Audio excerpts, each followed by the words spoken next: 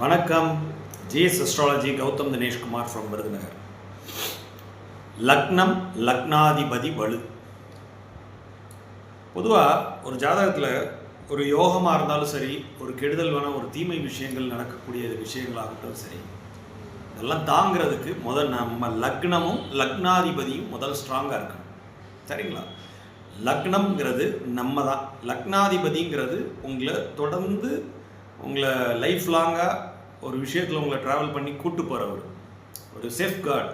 அதாவது எப்படி சொல்கிறது, ஒரு கையை பிடிச்சி ஒரு கூட்டு போகிற ஒரு கைடர் மாதிரி. அவர் ஃபஸ்ட்டு எதாக இருந்தாலும் அடி வாங்குறதாலும் அவர் தான் வாங்குவார்.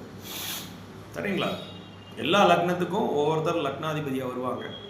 அந்த லக்ன பாவகம் கெடாமல் இருக்கணும். லக்னங்கிறது நம்ம. ஸோ அதை எங்கேயாவது பாவ கிரகங்கள் பார்த்துருந்தாலும் கூட குரு பார்த்துருக்கணும். பங்கப்பட்ட குருவாக இல்லாமல் நல்ல பார்வையாக இருக்கிற மாதிரி இருக்கணும். சரிங்களா? குரு பார்வையில் பங்கப்பட்ட குரு பார்த்து பிரயோஜனம் இல்லை. சரிங்களா? ஸோ லக்னம் பழுதுபடாமல் இருக்கணும். லக்னாதிபதி வலுவாக இருக்கணும் ஜாதகத்தில். அப்போ தான் நமக்கு ஒரு யோகமாக இருந்தாலும் சரி, ஒரு தீமை நடக்கிறதா இருந்தாலும் சரி, அதுலேருந்து தாங்கி நம்மளால் வர முடியும். லக்னம் லக்னாதிபதி வலுவிழந்து போயிட்டாங்கன்னா பிறகு நம்மளால் ஒரு பிரச்சனையை தாங்கக்கூட முடியாது. தப்பி விளைகிறதே ரொம்ப கஷ்டமாக போயிடும். இதுக்கு துணை ஜனாதிபதியாக வர்றவர் ராசி அதிபதி.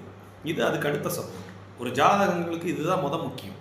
லக்னம் லக்னாதிபதி, அடுத்து ராசி அதிபதி, குரு சுக்கிரன், தன கிரகங்கள், அதாவது தனத்தை கொடுக்கக்கூடிய இந்த இரு கிரகங்கள் கிடக்கூடாது. சரிங்களா? இது போக சூரியன் சந்திரன், இதெல்லாம் தான் ஒரு சப்போர்ட்டிங், அடுத்தடுத்த சப்போர்ட்டிங் ரோல்ஸ். குருவோ சுக்கிரனோ கெட்டு போயிட்டால் மனைவி இல்லாமல் போகிறது, இல்லைன்னா குழந்தை இல்லாமல் போகிறது, நமக்கு தனத்தின் வரக்கூடிய பணம் நிலவரமே ரொம்ப மோசமாக போயிடுச்சு அப்படின்னா ரொம்ப சிரமத்துக்குள்ளாயிடும். ஸோ அந்த கிரகங்கள் கிடக்கூடாது. சூரியன் சந்திரர்கள் கிடக்கூடாது. ஒளி கிரகமான சூரியனும் சந்திரனும் கிடக்கூடாது ஜாதகத்தில்.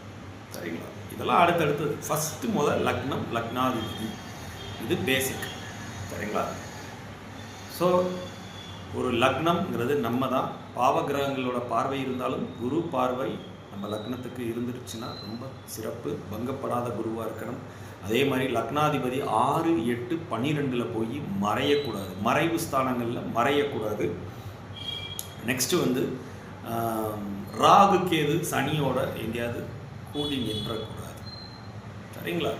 ஸோ இதெல்லாம் தான் ஒரு ஜாதகத்தை வழி நடத்தி கொண்டு போகும். So the essential factors of horoscope அப்படிங்கிறது இதுதான். ஸோ இதெல்லாம் வலுவாக இருந்தவன் பாக்கியசாலி, கொடுத்து வைத்தான்.